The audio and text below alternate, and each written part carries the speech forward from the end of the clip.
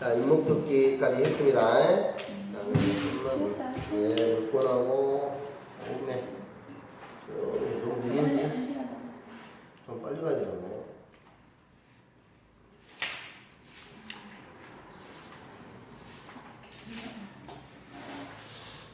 이거 가격이 하지만 333분이 넘어야 되는데. 저기 저 물건 내가 프린트 형태부터 때문에 내가 빨리 나갈 겁니다. 공부를 하시고 가야 돼. 우리가 제가 나눌 때 지상권, 전세권 표 나눠줬죠. 예. 거기서부터 해서 임대차가는 프린트로 엄청 빨리 나갈 거니까 지금 내가 프린트를 지금 할 때 제가 그 나갈 때 내가 끝날 무렵에 제가 은행 부분부터는 이렇게 하렵니다 할 때면 공부 좀 하셔야 돼. 내가 그때 친구들도. 왜냐면 우리가 뭘 안 했냐면 지금요. 다음 달부터 기출문제 모의고사 문제 풀거든요. 근데 우리가 지금 안 한 게 있어요. 뭘 안 했냐면 민사특법을 안 했어요. 근데 내가 민사특법은 그때 문제 풀면서 좀 진도를 빨리 나가면서 제가 한 2번 7월달에 한 2번 한 번 정도 하면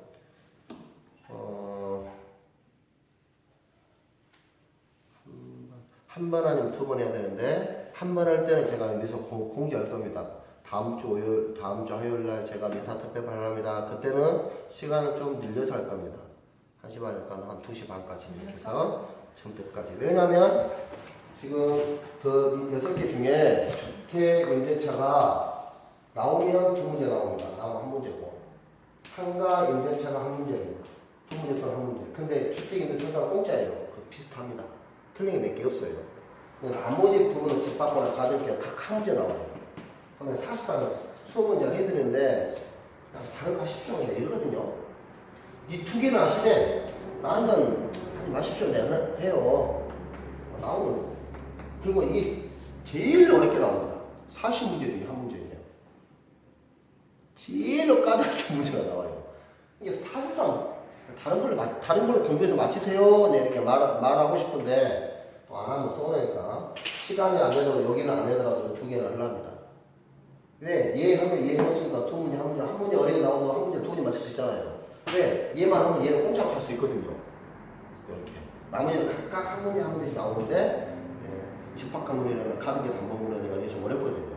양 공부하는 다른 과정이 낫지, 얘도 투자할 필요는 없다 생각하는데, 요걸 할 겁니다. 그러니까 하는 데까지 하루 내가 6월, 7월 달에서 낮잘 잡아서 제가 쭉 한번 할 겁니다. 예?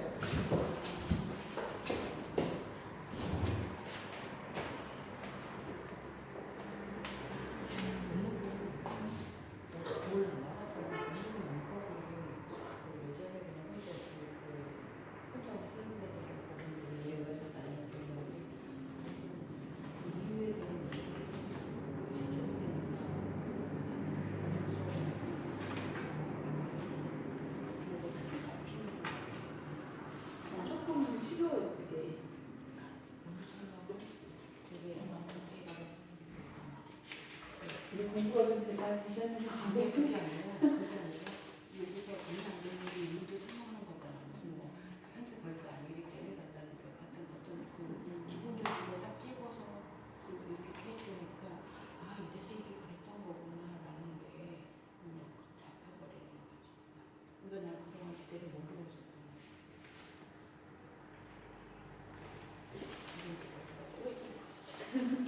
외롭게 많아.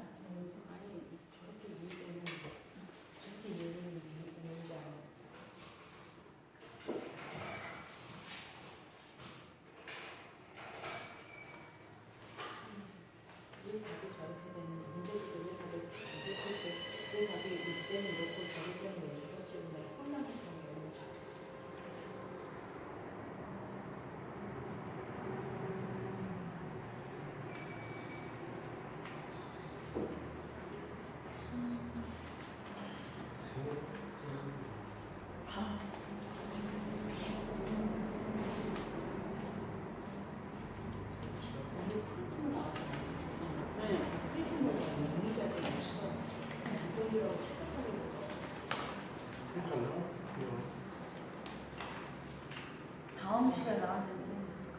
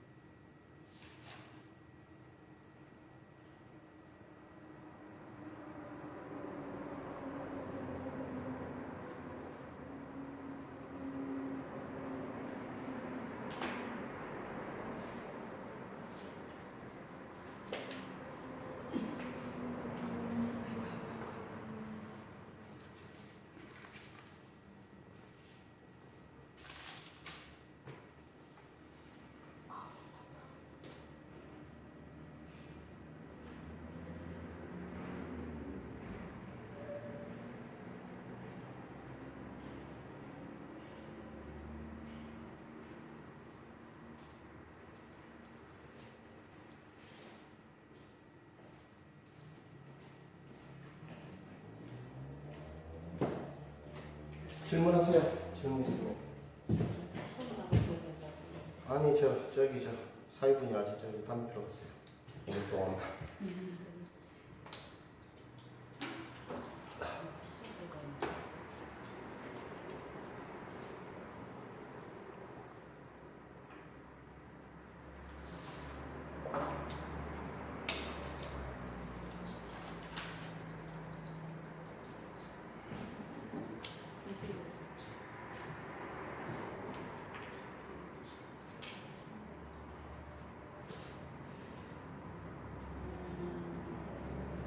문제지 207쪽이에요.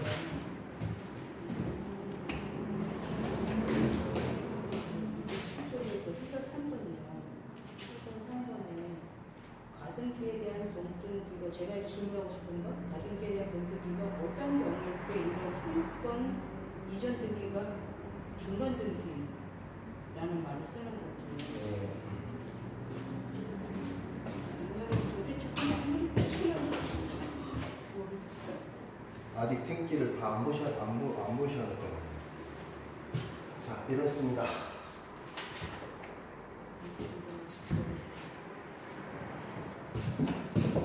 여기가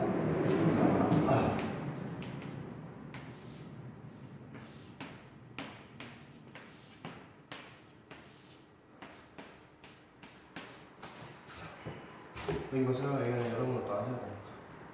여기는 공식법에 가는데 여기가 소유권 갑입니다. 그래서 여기가 가등기자가 들어왔습니다.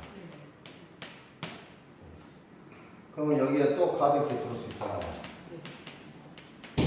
얘 들어있는 게 다 중간등기입니다. 또 여기에서 가압을 들을 수 있고 이것도 또 소유권도 들어올 수 있습니다. 가압을 병정 이렇게 다 들어올 수 있어요. 가등기란 말은 실체법적 권리가 없기 때문에 소유권을 들을 수 있어요. 그럼 소유권 적어도 지금 가등기로 하는 건가요? 아니요, 이거는 가등기 아닙니다. 소유권은 그냥 소유권 이전했어요. 이전 등기로. 네. 소유권을 이전 등기 갑이 가등기 있는 채로 지금 정한테 소유권을 판 거예요. 그랬을 때 이런 것들 다 뭐냐 중간 등기라고 합니다. 그러니까 이거는 중간 등기인 건 알겠는데 네. 그럼 이것도 중간 등기가 되는 거예요? 중간 등기 아니고 소유권 넘어갔습니다. 이거 넘어가는 중간 등기 아니잖아요. 네. 근데 여기서 이 말은 그러니까 제가 잘 이해를 못할. 먼저 이거 보시고요. 그거 이해해 보십시오. 그럼 번등기가 들어오잖아요. 자, 번등기가 이렇게 들어올 수 있습니다. 번등기가 이렇게 들어오면 여기 옛날에는 가등기에 번등기가 딱 들어왔어요. 그리고 3번 번등기가 들어옵니다. 밑에다가. 우리가 옛날에 종이 등기할 때는 이 가운데에다가 줄을 이렇게 위에다 쌓았어요. 번등기 들어옵니다. 번등기 들어와 버리면 뭐예요? 요 들어와 있는 만약에 밑에 있으면 이 가등기 얘가 있으면 가등기 밑에 있을 게 잘못됐네요.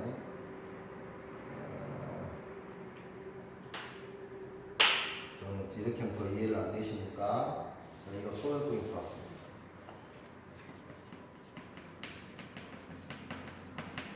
여기가 지금 가등기 들어왔습니다. 근데 얘가 지금 번등기를 신청한 거예요. 얘가 지금 번등기를 신청했어요. 얘가 지금. 그럼 이 중간에 중간등기는 소유권을 얘가 딱 직권 말소해버리는 거예요. 그 말이 직권 말소란 이런 뜻이에요. 아래에 있는 소유권의 가등기 밑에 있는 거 중간등기라고 하는데 가등기에 번등기가 들어오면 이 소유권 직권 말소해버려요. 근데 모함대 병은 모함대 지금 가등기가 되어 있는 상태에서 가등기만 미리서 등기하는 거니까 아무런 실질권의 권리가 없거든요. 실적 권리가 없으니까 후에 소유권 이전할 수 있어요.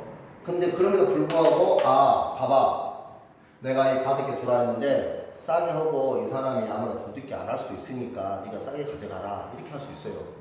그런 사이에 얘가 지금 번등기 시점 얘는 직권 말소됩니다. 얘도 직권 말소됩니다. 그럼 여기에서 이거 가등기를 해놓고 나중에 본등에 들어오는 거는 뭐지 그러니까는 어떤 그 소유권 이전에 관한 본등기만 들어야지. 그렇죠. 이 소유권에 관한 가등기입니다. 지상권, 전세권에 대한 가등기도 가능해요. 근데 그 밑에 그런 것도 있어요.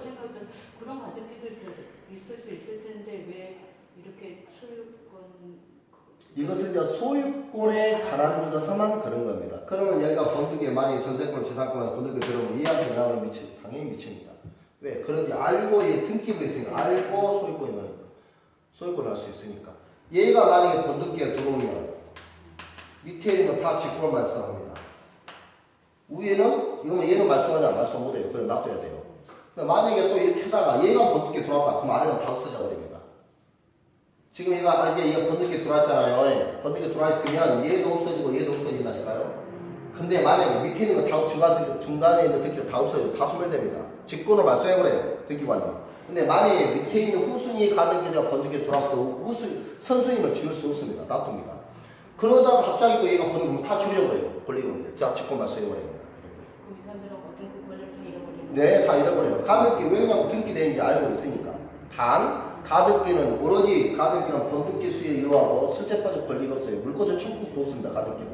그렇기 때문에 이런 게 아까 주가 생각했다 직권을 말소해버린다 그런 뜻입니다. 다른 기능 청구권이 있어요? 네? 다른 기능 청구권이 있어요? 물권적 청구권에 관해서 가등기를 청구할 수 없다는 뜻입니다. 물권적 청구권에 기한 가등기를 인정하지 않아요. 채권적 청구권에 관해서만 가등기를 인정해 줍니다. 그리고 가등기 말소도 이렇게 할 수 있어요. 지 혼자 지가 을한대요. 지 혼자 지 자신이 말소하냐? 예, 말소할 수 있어요. 유일하게 갑도 말소할 수도 있고 요 병도 말소할 수 있습니다. 누구의 승낙을 얻어서? 예, 의뢰의 승낙을 얻어서. 그래서 이해 관계인이 말소 등기할 수 있는 경우는 이런 경우밖에 없어요. 제3자가 말소 등기한다니까요. 예, 의뢰의 승낙을 받았어. 이해 관계인의 승낙을 얻어서 말소 등기 가등기밖에 없어요. 병도 의뢰의 승낙을 얻어서 지 혼자 말소시켜버립니다. 물론 갑과 의사의 둘이 공동으로 말소는 당연할 수 있고 물도 지 혼자 단독으로 말소할 수 있고 승낙은 어디서 말소가 가능하나? 네, 그래야죠. 왜 지운데 지우면 안 되잖아요. 은은 지가 지 자신이 말소 등기할 수 있지만 갑이 얘한테 말소 등기하면 안 되잖아요. 그래서 갑이 을한테 동의 승낙을 해서 혼자 단독 신청할 수 있습니다. 병도 의뢰 승낙을 받아서 단독 신청할 수 있어요. 원래 말소 등기로 공동 신청해야 되잖아요. 또요. 아니 해보자. 아니 저걸로 된 생각이 지금 다시 또 봐야 되는데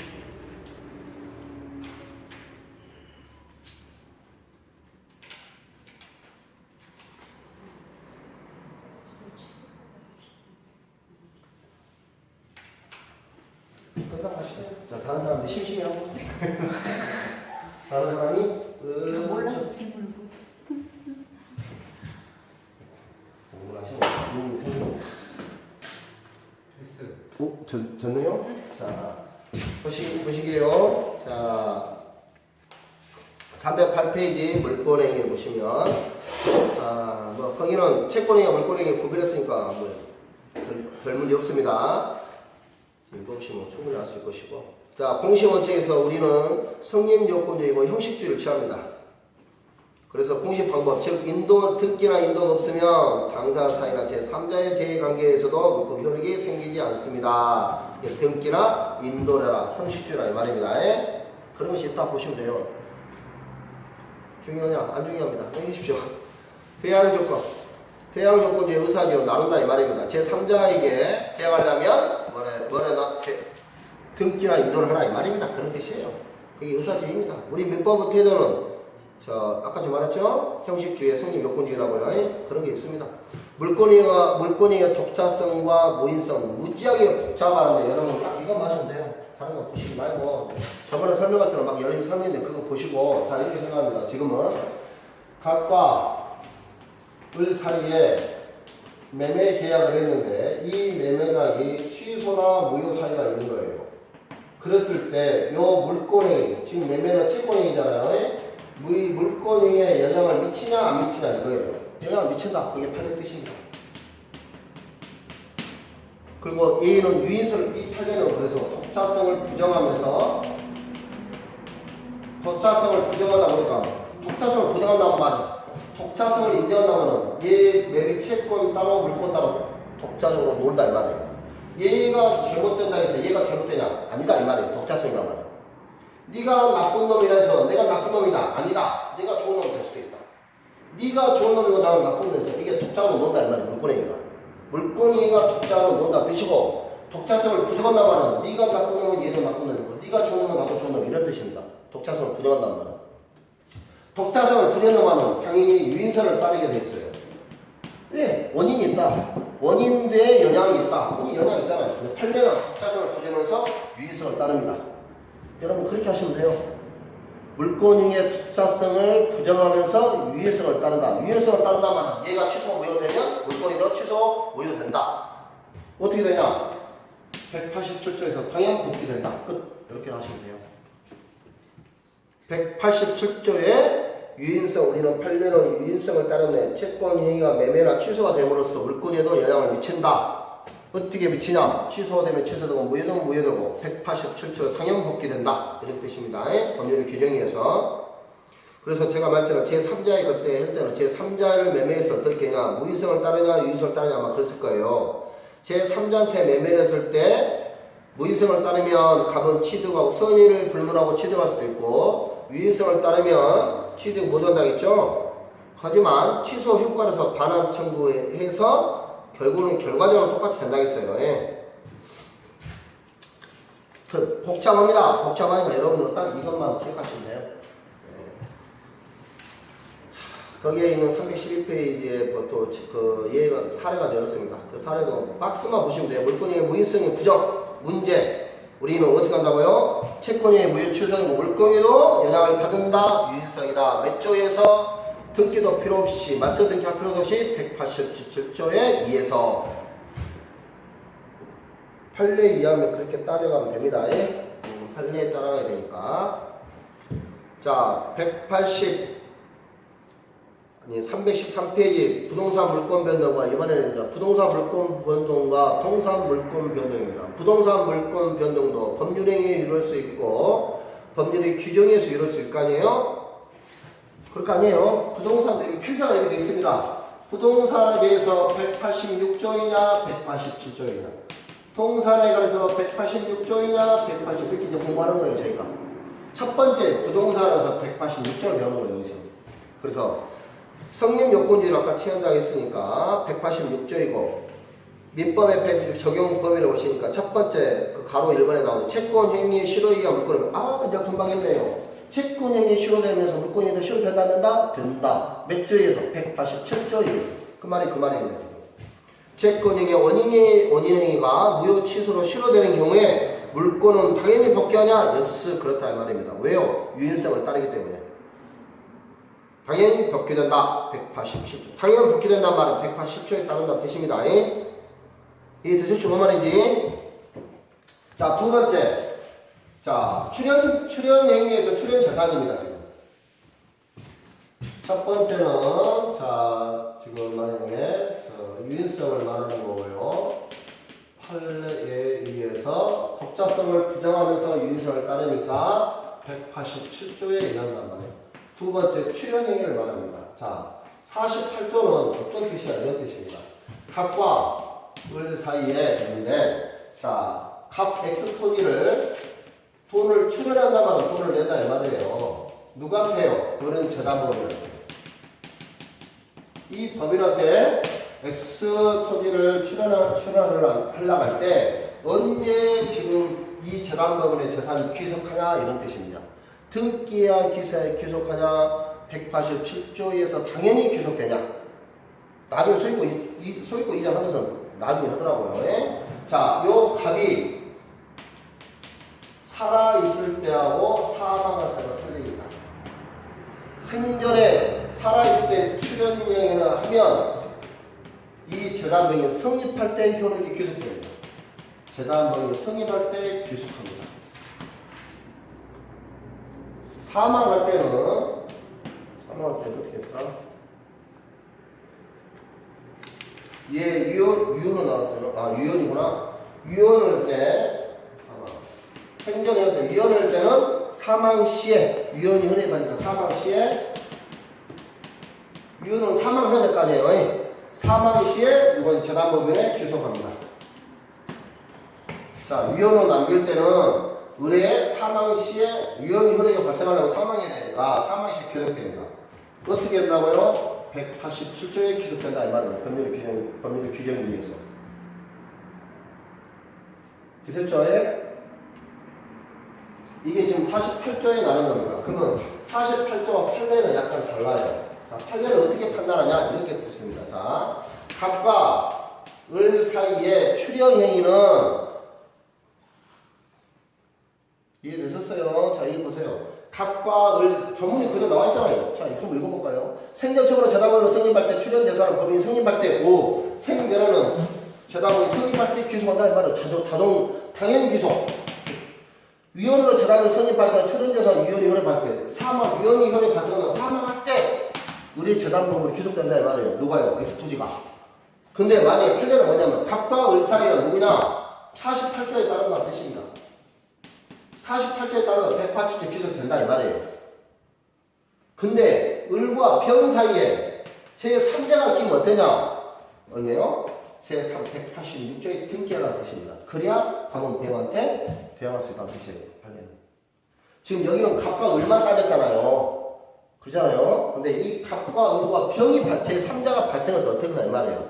이게 갑과 을 사이의 재단 범인에 따른 것은 등기 없이 187조에 따르지만 을이 병한테 지금 처벌 하는 경우에는 반드시 등기해야 대응할 수 있다는 뜻입니다.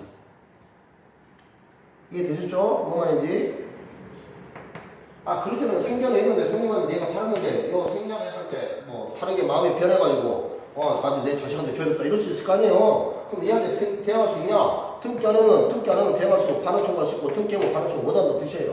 그래서 두 당사자 사이에서는 186조, 얘 두 사이는 48조에 의해서 등기 없이 할 수 있지만 제3자라서 반드시 등기하라는 뜻입니다. 왜 등기 안 하냐? 결론은 상속을 받았잖아요. 예컨대 상속을 때 처벌하는 거예요. 등기에 대항할 수 있잖아요. 등기하라는 뜻입니다. 이게 되시죠? 뭐 말인지? 그래서 48조와 그 다음에 판례 태도가 제3자에 끼었을 때 어떻게 할 것이냐 판례 태도입니다. 됐었죠? 그러니까 우리는 뭘 해야 돼요? 판례 태도 따라가면 됩니다. 갑과 을 사이에 이런 경우 생전위원회 했을 때 187조에 따릅니다. 언제 때? 성립할 때, 사망할 때. 그러나 제3자일 때는 등기해야지만이 대항할 수 있다. 등기 안 하면 대항 못한다. 이렇게 보시면 돼요. 그게 지금 말하는 표시, 그게 쭉 말하는 개수를 판례 말입니다. 우리는 판례만 따라가면 됩니다. 3번, 2번에 3번에 보시면 판례는 출연자와 법인 사이에는 48조의 부동산 이전 등기 없이도 출연 부동산이 법인 사이 동시에 법인에 기록되나 제3자의 대항하기 위해서는 180조에 등기를 했다. 그런 뜻이에요. 그것만 보시면 돼요. 이게 결론 판례는 두 당사자는 48조에 따르고 3자에서는 180조 등기하라는 뜻입니다. 결론은. 간단하잖아요. 뭐 어려운 거 없습니다. 자, 저 3번에 가로 3번에 소멸시효. 소멸시효는 어디냐? 180조입니다. 소유권을 제외한, 소유권은 소멸시효 안 걸리잖아요. 소유권을 제외한 물권은 20년 행사전 소멸시효에 걸리죠. 소멸시효. 채권은 10년, 물권은 20년. 등기 없이 바로 복귀합니다. 187조에 의해서 소멸시효에 걸리면요. 취득시효도 마찬가지입니다. 전미취득시효는 아까 듣는다 했어요. 부동산은 20년, 동산은 10년. 등기해야 된다. 186조입니다. 전미취득시효는 법률에 규정이 있지만 등기해야 됩니다. 전미취득시효. 선의취득은 등기 없어도 됩니다. 자, 소멸청구. 아까 소멸청구는 자, 전세권이나 지사권의 소멸청구. 자, 지사권의 지료를 2년 이상 연체하면 소멸청구할 수 있죠. 전세권자가 용법을 위반해도 소멸청구할 수 있습니다. 그럴 때는 등기 없이 말소되어버립니다. 전세권, 지사권이 말소된다는 뜻이에요.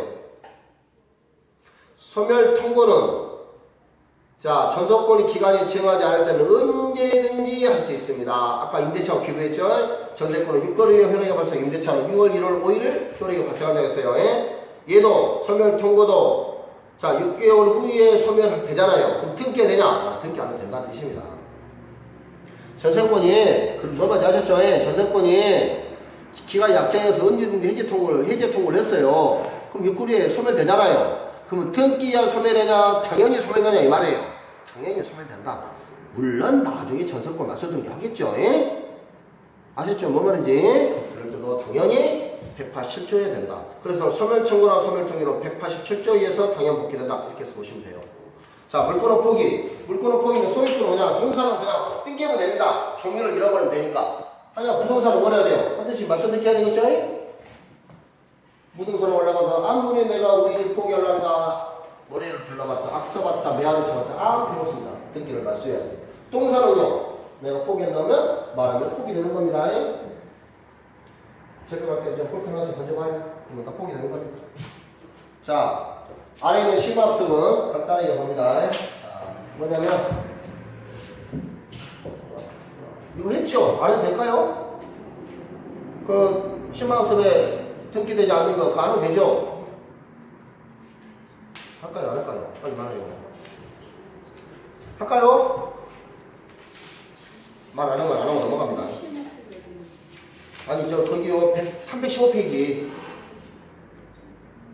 315페이지 있잖아요. 그 매수인이 다 저 매매대가 전부 했는데 매매대가 전부 줬는데 뭘 안 했어요? 등기만 한 경우에 전미권 등기권 그거 적어져 있죠? 안 적어져 있는 거 적어져 있죠? 해야 돼. 자, 보시죠. 자, 갑 매도인입니다. 을이 매수인입니다.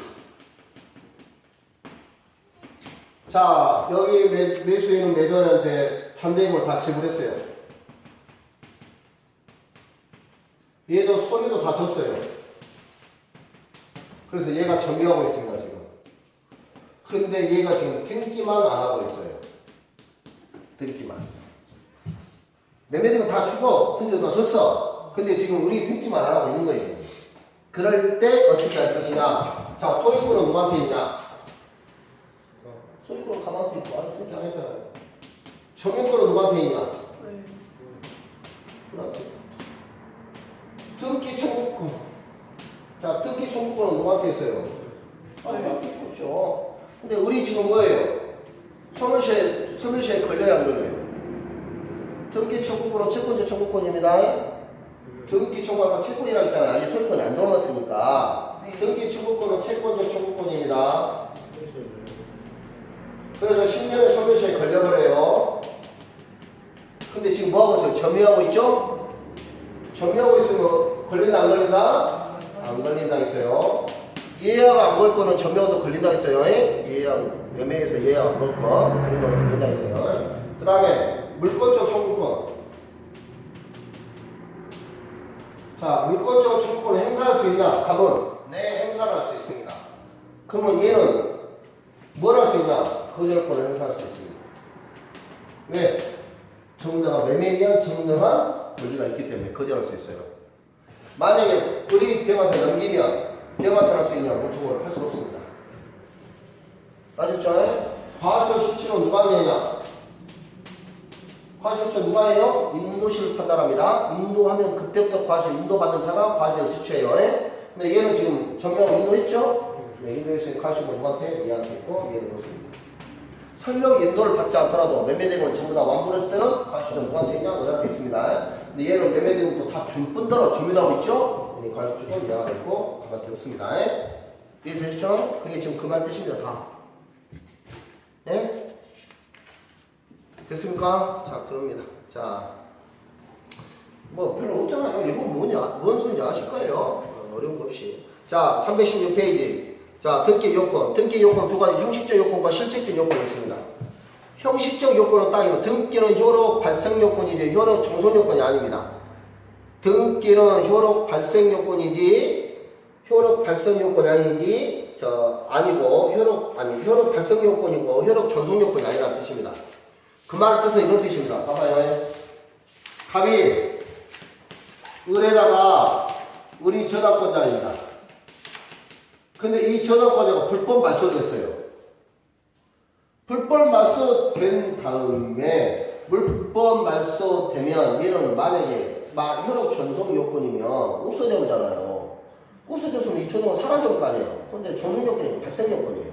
없어더라도 그러니까 얘한테 뭘 할 수 있다? 회복 등기 할 수 있다 뜻입니다.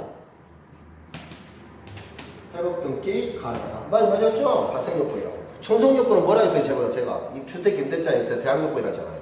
주택 임대차에서는 자기 집에 살 거주하고 적립신고해야지 다른 집으로 이사가 버리면 대학원이 못한다 했잖아요. 그런 경우가 전속 요건입니다. 그래서 등기는 항상 발생 요건이지 전속 요건이 아닙니다. 그 다음에 자, 2번, 자, 판례를 보시면, 자, 판례는 내용 보십니다. 자, 판례 2번, 3번 이거 했을 건데요. 각과 을 사이에 똑같이, 판례 2를 보시면, 각과 을과 을이 저당권을 설정했는데요. 이게 불법 말소되어 버렸어요.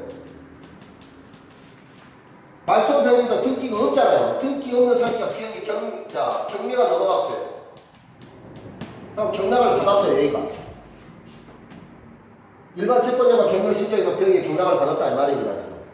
또 경락에 경매를 받았을 때 요 불법 말소된 경우 회복 청구할 수 있냐? 못합니다.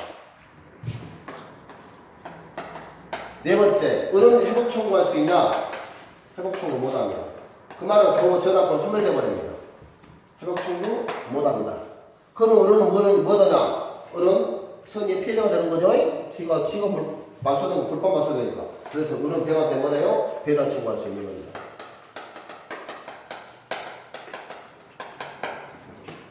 자, 배당 청구했으니까 병은 황당하죠? 이게 뭐래야 돼? 얘한테 담보채권 물으면 돼. 네? 그게 지금 말한 겁니다. 2번, 3번, 8레가 그런 뜻입니다. 그 다음에 이중으로 관련된 거. 자, 이중으로 보존된 보존 등기를 말하는 거예요. 자, 여기 보십시오. 딱 간단합니다. 이중으로 보존 등기를 처음으로 신축했을 때 그런 말이죠. 그럴 때 이중으로 된 보존 등기를 어떻게 할 것이냐. 그거를 말합니다. 등기부는 표제비와 권리부가 있죠. 표제비와 권리부는 값과 올리고 있잖아요. 자, 이중으로 보존되니까 등기 명의니까 값구만 따집니다. 소유권에 관하니까 등기 명의인에 있는 값구 있으니까요. 소유자가. 자, 표제비가 만약 이중으로 됐다. 그 말은 이런 뜻입니다. 자, 여기에 2층짜리 건물이 있습니다. 값소유예요. 근데 표제비는 어떻게 되냐? 이럴 때는 맨 처음에 선으로 여기 1층으로 되어 있어요. 1층 값소유로 딱 보존등기가 되어 있어요. 나중에 지금은 그런 일이 없다니까요. 여기는 종이 등기부 있을 때 이야기야. 지금은 전산으로 되어 있으니까 그럴 일이 없어요. 실수하면 특별하게 한 5천만 건에 한 건 있을란가? 옛날 종이 등기부는 두꺼우니까 그럴 수 있어요. 근데 지금은 그런 일이 없어요. 실자 문제 있을 게 한 겁니다. 뭘 아시죠? 그냥 후에 선 내가 후. 근데 여기는 2층으로 했어요. 2층. 값. 그러면 누구를 유효로 할 것이냐? 얘가 유효입니다. 얘는 무효로. 되셨죠? 선호를 구별하지 않고 실체 관계와 후합되는 게 표준비가 유효된다는 뜻입니다. 자, 얘는 값은 이렇게 됐어요. 여기가 값, 여기도 값, 여기도 값, 여기는 을 이렇게 돼 있어요. 그럼 누가 되냐? 선수이 되는 겁니다. 값을 둘 다 돼 있다. 그래도 값입니다. 그래서 값구에 있는 건 표준비가 아니고 권리사항이라서 무조건 누구야? 선순위가 전부 다 유효입니다. 나머지 값구가 전부 무효입니다. 그렇죠? 그런 뜻입니다. 그 말이 그런 뜻이에요, 지금. 이중으로 경로당하는 것은 동일 있는 명예의 그 기억은 표준비죠. 표준비가 성역 관계없이 일치하면 됩니다. 실체 관계에서. 니은은 동일 명예 이중계는 무조건 선순위가 등기에 유효한 거예요. 등기 명예 단련 이중계도 무조건 선순위가 있겠다 이 말입니다. 나머지는 무효다 이 말입니다. 자, 318페이지를 보시면 등기의 실질적 유효 요건입니다. 자, 실질적 유효 요건 이런 겁니다. 지금 절차상 하자가 있더라도 실질적으로 그 실체법상 실체 관계가 부합된다라면 유효를 본다는 뜻입니다. 아셨죠? 자, 첫 번째 1번 8번을 보시면 자, 매매 계약은 적법합니다. 근데 그 매수인이 서류가 하나 빠졌어. 그래서 유죄에서 그냥 했어요. 근데 실제로 매매했어요. 적법하게. 근데 서류가 빠져 유죄에 넣었을 때 이 절차상 하자가 있는 경우는 무효로 볼 것이냐? 아니야. 유효다 본다는 뜻입니다. 실제 관계에 부합하기 때문에. 아셨죠? 이번에 보시면 사망자를 등기부에 하면 안 되죠. 그럼에도 상속인들, 정상적으로 상속인들에 따라서 이루어진 경우에는 실체 관계에 부합하는 게 유효로 본다는 뜻입니다. 세 번째로 등기 신청 대리권이 없는 자가 등기 신청했어요. 근데 나머지는 다 적법하게 된 거예요. 대리권 없는 자가 대리했는데 나머지 분은 실제가 다 적법하게 된 거라고요. 그럴 때 유효로 본다 이 말입니다. 원래 갑과 을 사이에 증여, 원래는 매매를 했는데 증여를 했잖아요.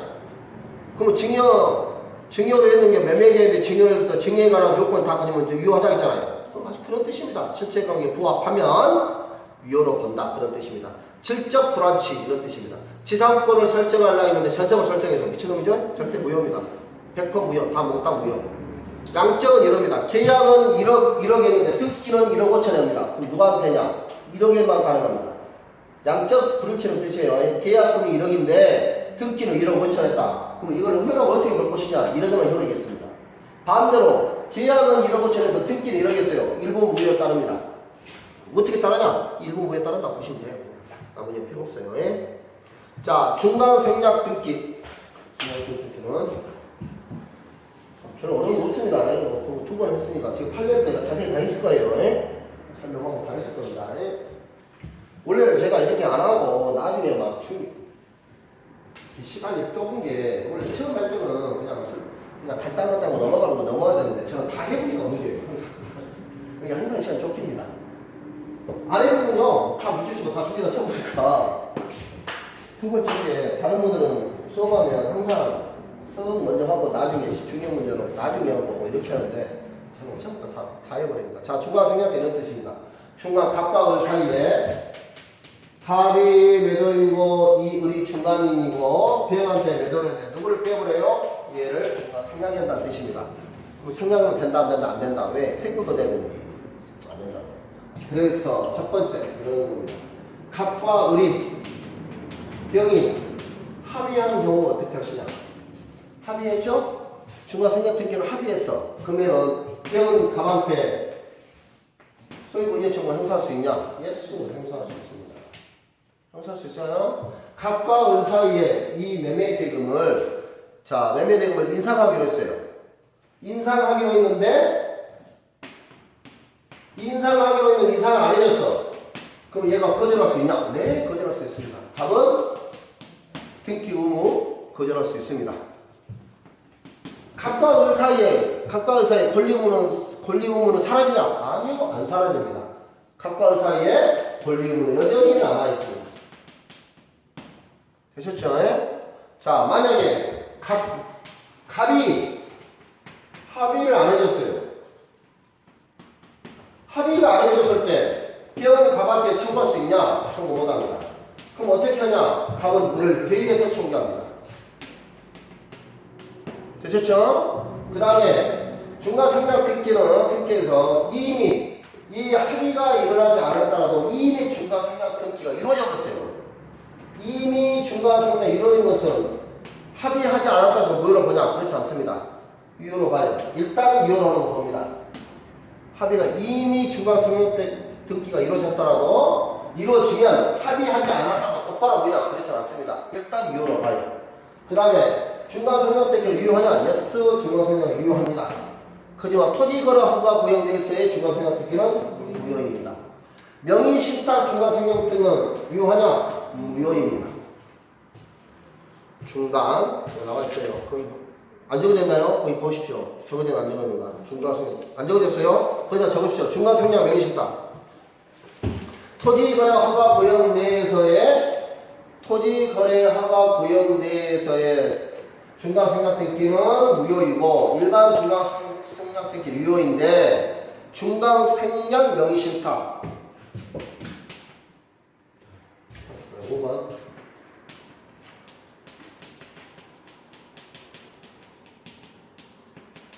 명의신탁인데 중간에 생략했다는 말입니다.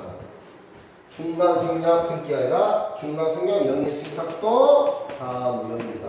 토지거래 허가 구형은 똑같이요. 중간 생략 등기가 아니라 중간 생략 명의신탁도 당연히 무효입니다. 되셨죠? 그게 지금 중간 생략 등기입니다. 토지 고려한다는 거 그게 다 나와 있습니다. 자, 그 설명 다 한 거예요. 320페이지. 중간 생략 명의신탁이라는 거는 어떤 부분을 중간 생략했다는 거예요? 갑이 신탁은 민법에 말하는 판례에 의한 중간 명의신탁 있고 신탁법이라는 명의신탁 있거든요. 저기 나라인데 갑이 을한테 명의신탁을 합니다. 그럼 소유권은 어떻게 가요? 이 민법하고 신탁법이 다르는데 요 소유권은 진정한 소유권은 갑한테 있잖아요. 이게 대외적으로는 누구예요? 갑한테 있고 대외적으로 등기는 얘가 있습니다. 이 명의신탁. 근데 얘한테 가는 게 아니라 노조한테 가버리고 승리하고 법회하고 다이로또 간다. 명의신탁을 그러면 안 된다. 무효이다 이 말입니다. 네? 명의신탁 같은 것은 제3자에 관해서 권리가 많으니까 위험하니까 저런 건 다 무효로 토지 관행으로서 우리가 무효한 것처럼 똑같습니다. 쟤는 명의신탁을 하면 왜 권리가 대내적으로는 지금 누구한테 있어요? 소유권자지만 대외적으로 우리한테 있으니 권리가 복잡할 거 아니에요? 그래서 명의신탁이나 등기부에 반드시 써있게 돼 있습니다. 반드시 명의신탁을 쓰게 돼 있거든요. 신탁 딱 써져 있어요. 매매 종료가. 그러니까 등기부로 그 사람들이 판단해야지. 왜냐하면 이사장도 명의신탁 했잖아요. 지 혼자 다른 사람한테 신탁 줘버려요. 이렇게 자기 혼자 스스로 단독으로. 그러니까 안 되죠. 그래서 정말 생각했게 못하게 돼 있습니다. 자, 그 다음에 무효 등기의 유형 보십시오. 자, 무효 등기의 유형을 보시면 사항란을 보십시오. 표제부가 사항란을 보는데, 자, 이런 뜻입니다. 자, 예컨대, 먼저 설명드리고 나중에 들어가서 꼼꼼히 생각해보시면 쉽게 될 수 있습니다. 자, 각과 을 사이에, 자, 각과 을 저당권이 설정되어 있습니다. 저당권은 피담보채권, 자, 1억을 빌려왔어요. 1억을 그걸 변제했습니다. 피담보채권을 변제하면 187조에 등기 없이도 저당권 소멸됩니다. 근데 저당권 아직 말소듣기 안 했어요. 근데 나중에 1월 1일 날 빌렸는데 나중에 10월 30일 또 1억을 빌렸어요. 아직 소멸 안 시켰어요. 말소듣기 안 했어요. 그러면 요 1억 여러분 다시 유용할 수 있냐? 예스. 유용할 수 있다. 다시 유용한다면 다시 사용할 수 있다는 뜻이에요. 아직 말소듣기 안 된 걸 또 사용할 수 있냐? 예, 사용할 수 있다. 이 말이에요. 그렇지만 요 사이에 이 12월 30일 사이에 요 사이에 전세권자가 들어간 거예요. 6월 1일 날 유형은 될까 안 될까요? 당연히 안 되죠.